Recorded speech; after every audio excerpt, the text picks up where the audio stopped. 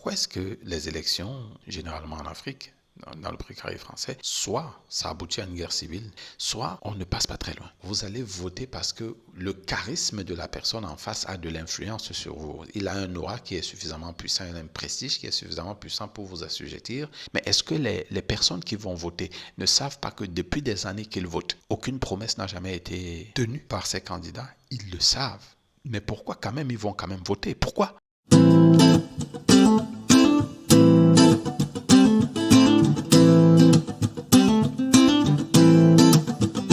Bonjour et bienvenue à cette vidéo. Avez-vous pris le temps d'observer autour de vous? Nous venons de sortir d'une période électorale assez tumultueuse. Avez-vous observé quelque chose de particulier? Maintenant, si vous avez observé quelque chose de particulier, regardez dans les pays autour de vous, les pays évidemment du précaré français, les pays qui parlent français en Afrique. Est-ce que ça a été le cas aussi dans ces pays? Gabon, Centrafrique, Tchad, Niger, Côte d'Ivoire, etc. Qu'est-ce que vous avez constaté? Est-ce que vous avez constaté comme moi que lors de la période des élections, ces pays sont pratiquement au bord de la guerre civile? Soit ça aboutit à une guerre civile, soit on ne passe pas très loin de la guerre civile. Est-ce que vous avez remarqué ça? Moi, je l'ai remarqué. Et ce n'est pas une constatation d'aujourd'hui. C'est une constatation que j'ai faite depuis quelques années. Alors, je me suis posé la question, mais pourquoi? Pourquoi est-ce que les élections, soit ça aboutit à une guerre civile, généralement en Afrique, dans le précaré français, soit on ne passe pas très loin. Et la deuxième question subséquente à celle-là, c'est la question qui est le titre de cette vidéo. Le vote est-il un acte rationnel? Avant d'entrer dans la question, ça a été pour moi une coïncidence heureuse que pendant la période électorale qui a duré ici, presque un mois et quelques, j'ai eu la chance de lire pas mal de livres. Et l'un de ces livres, c'est sur la base de ce livre qu'on va examiner cette vidéo. Il est intitulé « Psychologie des foules ». Et ce livre a été écrit par Gustave Le Bon. Mais dans la foulée, je n'ai pas que lu ce livre. J'ai lu d'autres livres tels que « La guerre de l'information » par David Colomb. J'ai lu aussi le livre « Propaganda » de Édouard Bernays. Ce sont des livres tous qui traitent de la manipulation des foules. Et ce sont des livres intéressants et pendant que je les lisais, j'avais l'occasion de regarder si ces livres sont justes ou bien ce qu'ils disent, c'est pas de la fabulation. Et comme j'ai été heureusement surpris ou malheureusement, je ne sais pas de quel côté je dois me placer. Que dit donc Gustave Le Bon au sujet de cette question? Est-ce que le vote est une question rationnelle? Mais d'abord, qui est Gustave Le Bon?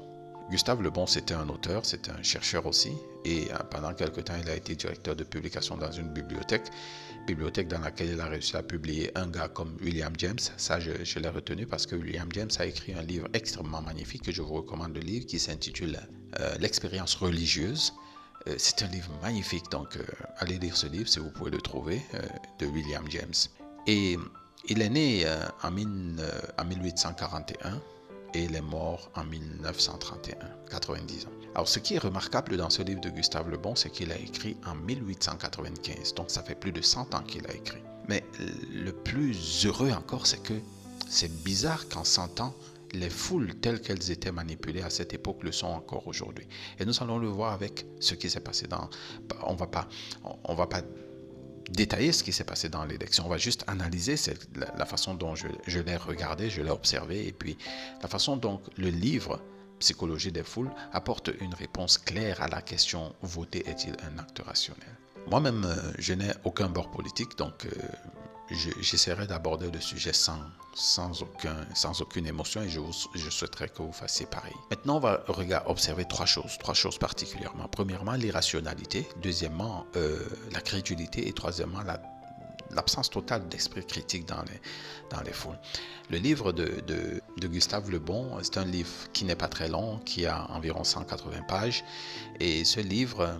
il a quelques chapitres, mais on va utiliser un seul chapitre. Bien sûr, comme je vous l'ai dit, j'ai fait un résumé succinct de chaque chapitre dans le PDF que vous pouvez retrouver en description. Vous cliquez, vous allez à la boutique, vous l'achetez. Vous pouvez le lire avec vos enfants pour les éduquer à ne pas être manipulés comme les foules, comme vous allez le voir. Alors, premièrement, regardons l'irrationalité. Alors, je voudrais préciser en passant que ici, ce n'est pas l'objet ou bien l'occasion de se moquer, ou du moins je ne veux pas minimiser les difficultés que les gens rencontrent. les électeurs ont rencontré, des personnes qui ont exprimé leur voix par leur suffrage, ont certainement des frustrations telles que les coupures d'électricité, j'en ai ici régulièrement, les coupures d'internet, c'est grave, le manque d'eau potable, les besoins basiques de la vie, quoi. Les parents qui ont besoin de donner une éducation adéquate à leurs enfants n'ont pas les moyens de le faire. Et généralement, même l'éducation qui est donnée laisse à désirer. Donc, tous ces problèmes ont leur place. La question n'est pas de dire ici si ces foules ou bien les personnes qui ont exprimé leur suffrage ont raison ou pas. Non, c'est pas de ça. Mais ici, la question, c'est de regarder si l'action de voter est une action rationnelle. Et Gustave Le Bon a bien analysé ça. D'ailleurs, l'une des premières choses qu'il note, c'est l'irrationalité des foules électorales. Et alors, comment est-ce qu'on constate cette irrationalité des foules électorales? Écoutez ce qu'il dit à la page 154 au paragraphe 3. Alors, permettez-moi d'y arriver. La page 154, le paragraphe 3. Permettez-moi aussi de mettre mes lunettes. La première des qualités à posséder pour le candidat est le prestige. Le prestige personnel ne peut être remplacé que par celui de la fortune. Le talent, le génie ne sont pas des éléments à succès. Alors,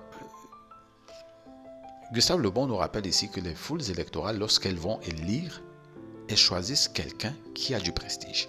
Pas quelqu'un qui est quelqu'un de génial, pas quelqu'un qui est quelqu'un de réfléchi, pas quelqu'un qui est quelqu'un qui a du talent. Non, juste du prestige. Pourquoi? Parce que cette personne est un peu comme le miroir qu'elle veut refléter dans leur vie, c'est-à-dire la personne qu'elle veut devenir. Donc ici, on se rend compte que allez voter, en fait, vous allez voter parce que le charisme de la personne en face a de l'influence sur vous. Il a un aura qui est suffisamment puissant, il a un prestige qui est suffisamment puissant pour vous assujettir et vous pousser au vote. C'est ça l'irrationalité. Et beaucoup de personnes ont succombé à l'aura de candidats. Et beaucoup de personnes vont, ok, je vais pour cela. Généralement, ce n'est pas le programme politique, non. Mais il y a quelques exceptions à ça, parce que Gustave Le Bon précise que souvent, les foules électorales vont élire quelqu'un qui est de leur milieu social, parce que généralement, la personne qui a le prestige là n'est pas du milieu social de ceux qui votent. Mais souvent, les foules vont donc voter une personne de leur milieu social simplement parce que c'est un vote de vengeance. Mais ce n'est pas parce que c'est un vote rationnel. Ils veulent se venger d'une situation, par exemple, des difficultés des coupures d'eau. Donc, on va prendre quelqu'un qui est de notre milieu. Observez un peu ce qui s'est passé à Madagascar il y a quelques années avant que celui qui était là, qu'on le repousse. On a pris quelqu'un du milieu parce que c'est un vote de vengeance. Mais qu'est-ce qu'il en est arrivé à la suite? Et lui-même, il a été putché il y a quelques temps. Donc, déjà sur ce premier point, l'irrationalité montre que le vote n'est pas un acte rationnel. Parce qu'on vote à cause d'une énergie qu'on veut voir, on veut se voir produire, mais que c'est quelqu'un d'autre qui produit. La deuxième chose, et ça c'est au sujet de la crédulité, Gustave Le Bon le dit à la page 155 et 156, et il dit ceci: mais le candidat qui peut découvrir une formule neuve, bien dépourvue de sens précis et par conséquent adaptable aux aspirations les plus diverses, obtient un succès infaillible. Cette phrase me rappelle étrangement ce qu'un acteur politique de notre pays, du Cameroun, avait dit: les promesses faites pendant les périodes électorales n'engagent que ceux qui y croient. C'est une déclaration forte qui montre la flagornerie qui existe ou le mensonge qui existe pendant les périodes électorales. Mais est-ce que les personnes qui vont voter ne savent pas que depuis des années qu'ils votent, aucune promesse n'a jamais été tenue par ces candidats? Ils le savent. Mais pourquoi quand même ils vont quand même voter? Pourquoi? Une fois de plus, parce qu'ils sont crédules. Ils se laissent flagorner, ils se laissent mentir. Parce qu'une fois qu'on appartient à la masse, le raisonnement a foutu le camp. Et on devient crédule. On devient facilement manipulable. Et lorsque vous lisez ce chapitre 12 des foules électorales, vous comprenez réellement que voter, non, ce n'est pas un acte rationnel. Parce que l'amoncellement des preuves que les promesses électorales ne sont jamais réalisé est tellement grand que même un aveugle le verrait. Et pour cela, il est concevable que, ok, parce que tu ne tiens jamais tes promesses, ben, je ne te fais pas confiance et je ne viens pas te donner ma confiance. Je ne vais pas te donner mon vote. Parce que je ne te fais pas confiance. Tu m'as menti pendant 20 ans, 30 ans. Mais je viens quand même te donner encore mon vote. Je ne pense pas que ça tient de la rationalité. Et vous, est-ce que vous pensez que ça tient de la rationalité? Ou du moins, la question que je devrais vous poser, c'est, ok, est-ce que vous voudrez que vos enfants se comportent aussi de cette façon? De façon irrationnelle et de façon aussi crédule? Si vous ne le voulez pas, eh bien, téléchargez le PDF, prenez le PDF et jouez au quiz avec votre enfant pour qu'il puisse pouvoir détecter des manipulations dans les foules, quand ils se mettent dans les foules. Mais il y a un troisième point, c'est un point que vous pouvez aussi observer très très bien, et Gustave Le Bon en parle à la page 158, le paragraphe 7, voici ce qu'il dit. Les foules ont des opinions imposées, jamais des opinions raisonnées. Ces opinions et les votes des électeurs restent entre les mains des comités électoraux, dont les meneurs sont le plus souvent quelques marchands, etc. etc. Est-ce que ce n'est pas vrai? Est-ce que les foules ont des opinions raisonnées ou imposées? Il est clair, il suffit de regarder les électeurs d'un bord démocratique ou de l'autre, d'un parti politique ou de l'autre. Regardez-les discuter entre eux. D'éviter d'en parler. À la place, il préfère dénigrer. C'est méprisable. dénigre, lui Des aussi. pitbulls Il avec joue des la carte rouges à de lèvres, l'âge. l'accuse de frayer avec des terroristes. En C'est attendant, pire que de la Obama politique de fait caniveau. tourner en Ça, boucle c'est ses scandaleux, vidéos sur de la McCain diffamation. et le Une scandale répugnante Keating. cynique C'est de la politique diffamation. propre, ça. C'est cette direction-là qu'il veut faire prendre au pays après 8 ans de Changement, gouvernement changement, Bush. changement. Et pendant ce temps, la campagne de Yes, McCain we nous can. vomit sa Yes, démagogie we can. haineuse. Yes, Ah, il est we beau, can. le C'est quoi, franc-tireur, ça? le Oui, Maverick, on peut quoi? Maverick. Aouh! Oh, mais vous m'avez tiré dessus. Et je ne t'ai pas raté. Denis, ça fait mal, nom de Dieu. Ah, tu m'as pris en traître. Oui, ça vous apprendra. Arrêtez.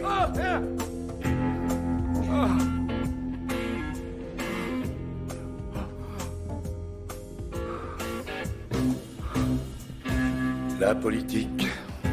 Tout est irrationnel. Personne ne veut voir les preuves. Personne n'apporte les faits. Mais l'accent est mis dans l'émotion, la passion. On ne cherche pas les preuves. On cherche à discréditer l'autre. On ne cherche pas les preuves. On cherche à favoriser notre candidat. On ne cherche pas à regarder la rationalité des éléments. On cherche simplement que notre candidat soit celui qui gagne. Et quelle que soit la façon qu'il gagne, on n'a pas besoin d'arguments. Et n'essayez pas de faire raisonner ces gens. On vous lyncherait. Vous serez littéralement lynché parce que vous voulez apporter le raisonnement là où il n'y en a pas. C'est la raison pour laquelle, après ces observations, Gustave Le Bon pouvait dire sans risque de se tromper, sans même se tromper, parce que ça se passe comme ça depuis 1895 qu'il a observé, donc depuis le 19e siècle jusqu'au 21e siècle, c'est encore vrai. Pourquoi est-ce que le vote ne peut pas être un acte rationnel? Parce qu'au moins ces trois éléments sont repris dans les foules électorales. Premièrement, l'irrationalité. Deuxièmement, la crédulité. Et troisièmement, l'absence totale d'esprit critique. Mais ce n'est pas tout. Il y a beaucoup d'autres éléments, bien sûr, que j'ai plus clairement détaillés dans le PDF. Alors, qu'est-ce que nous pourrons dire en conclusion de cette vidéo? Je suis sincèrement désolé pour toutes les personnes qui ont des difficultés, qui traversent des difficultés pénibles à cause des régimes politiques que nous avons. Coupure d'électricité, manque d'eau, manque d'éducation, manque d'infrastructures basiques. Mais en réalité, les votes que les personnes font n'ont pas pour objectif de régler ces problèmes, généralement. Les votes ont d'autres objectifs et donc le vote n'est pas un acte rationnel. Le vote est un acte qui est consécutif à une manipulation. Et dans les prochaines vidéos, d'ailleurs, je ferai des vidéos de Propaganda, le livre d'Edouard Bernays, où on ira encore plus loin dans la preuve de la manipulation de la foule. Dans le livre La guerre de l'information, lui, il est plus patent encore, de David Colomb. N'hésitez pas à activer la cloche de notification pour pouvoir voir ces vidéos arriver, parce que ces deux vidéos sont vraiment cruciales pour que vous compreniez pourquoi la psychologie de la foule a été utilisée par ces deux personnes, ou du moins a été utilisé surtout par Bernays, mais a été étudié dans ces deux livres pour vous démontrer la manipulation qui existe, que ce soit dans les foules électorales, que ce soit dans les foules religieuses, que ce soit dans etc., dans n'importe quelle foule, il y a de la manipulation et ça fait l'objet de science. Et c'est parce que cette science est appliquée que ce livre de Gustave Le Bon peut être une bonne lanterne pour vous, peut être un bon guide pour pouvoir échapper au lynchage de votre raison par l'appartenance à une foule électorale. J'espère que vous avez apprécié cette vidéo, que vous avez appris quelque chose. Si ça a été le cas, vous faites un j'aime, vous partagez aux personnes à qui vous pensez que ce pourra être nécessaire. Et bien sûr, n'oubliez jamais, c'est l'éducation qui fait la différence entre les hommes. Soyez différents. Rendez-vous à la prochaine vidéo.